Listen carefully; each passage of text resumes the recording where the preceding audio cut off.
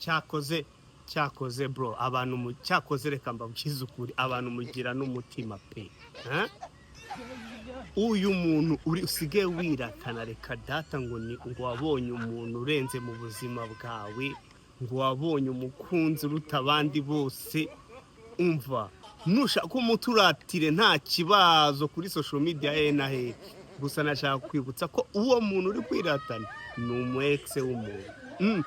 Ni ukuvuga ngo hari umuntu wamurebye ubwe, wamumenye ubusa, wamumenye buri kintu cyose, wamumenye mu mutwe, arareba aravuga ati uyu nguyu ntago namutwara, ntago namugira uwanjye, aragenda.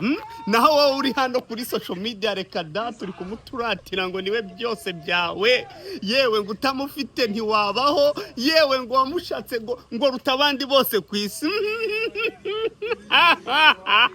Ewe reka nigendere guys.